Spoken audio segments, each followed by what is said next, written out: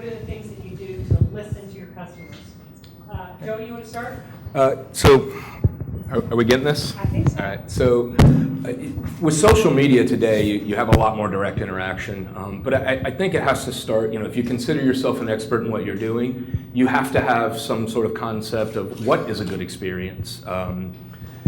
So developing that, it sort of starts with the beer. Do you know that you made that beer as well as you can, and quantitatively did it hit all the marks it should have? On the other things, then it's just information gathering and making sure that as a team you agree. We do get a lot of input that you agree, and sometimes some of the best things that we've implemented were customer suggestions. And it's one thing they told us very early is innovation. We did over 110 unique beers last year because the customer has told us again and again and again, when they come in, they want variety. Every activity you undertake in your business, you ought to have measures of effectiveness. If you have an activity that you're doing and you're not measuring it, you may not be getting the return on the investment that you want. So, as you would expect, we have measures of effectiveness for guest satisfaction.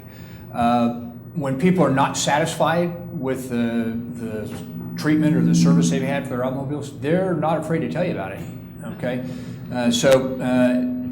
like Joey said, a lot of times you spend a lot of time dealing with things that you'd rather not deal with, but folks are not shy about telling you when you're not served well, when you don't serve them well. What we have done also is we'll survey folks to tell us what did go good. What do you like about what we do? And we recently changed the business model for how we were selling Cadillacs with a program called Product Enthusiasts, and rather than salesmen, they're product enthusiasts. And the feedback we've gotten from our guests is they really like the program. And a product enthusiast's job is to get people enthused about that car that you want to buy. And so you got to listen to what people tell you. And if you're not listening, you're probably not successful. And if you're not measuring what you're doing, you're probably not as effective as you think you are. From our perspective, at any given day, there's 15,000 people on our campus. So it's a combination of, we round on all the patients in the hospital, and that includes management and leadership from the CEO to the Dean of the College of Medicine.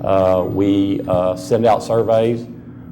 We have patient focus groups, and we have a community relations patient family committee that meets on a routine basis, and some of us go and talk to that particular group and work on that. But it's really a person-to-person experience. Sometimes it's not the patient.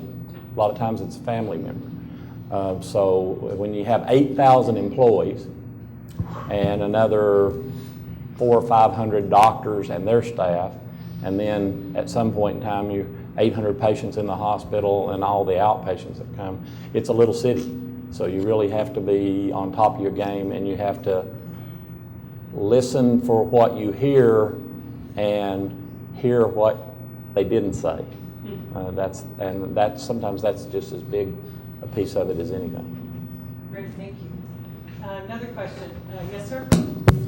Healthcare question. You mentioned the iPhone once and telehealth once in your presentation, but you didn't allude to telemedicine or innovation. Can you touch upon things like the CVS's Minute Clinic, how it's disrupted your market, how the ability in the near future we'll be able to connect to a physician in Zimbabwe for acute care? Your presentation didn't touch on any innovation in the technology advances that healthcare could offer you. Well, obviously didn't have very much time today to talk about those. We are spending a lot of time. As a matter of fact, we're in the top 100 most wired hospitals in the country at this point in time. So the connection to the patient and to the provider is paramount in our mind. The big thing that I would say is telemedicine stuff and telehealth stuff is going to be huge. We are already talking with CVS's, Walgreens, Publix, among others, about how to do telehealth, telemedicine type things in their locations. You will see us doing a lot of connectivity to smaller hospitals and rural clinics, whereby they're on the line and on the video camera, and testing is being done there, but the results are being sent back here. And then the provider that's on the other end, that may not be a doctor in some cases, is talking with the expert on this end to make the diagnosis and the treatment plan for a particular patient. So there's lots and lots of that going on. Home care is huge. You're going to see lots of connectivity and home monitoring and things like that, even to include home monitoring whereby the patient monitors themselves, and then we get an alert, and either we call the patient or the patient calls us to talk about something that may be some measure, as the general said, that may be out of a line. Thank you all for your presentations. They were great. Joey, my question's for you.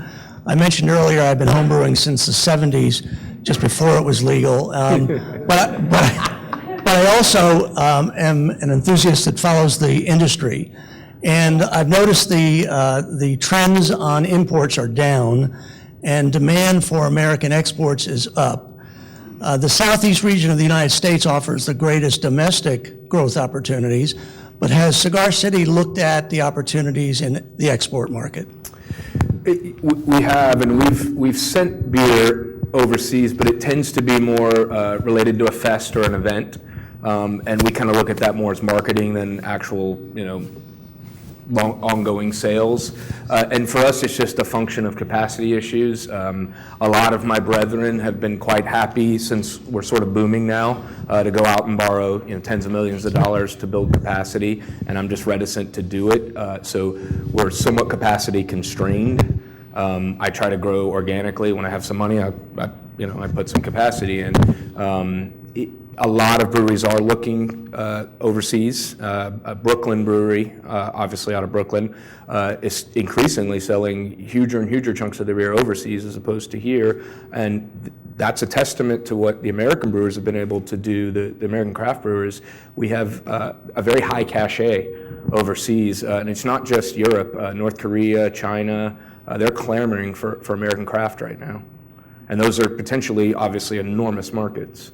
But we just haven't availed ourselves. We sell 97% of our beer in Florida, and that's just a function of Florida's a really big state, and it's got a growing demand for craft beer. We're the largest craft brewery in the state, and we can't make enough liquid to get out of it. But that's a good thing, not a bad thing.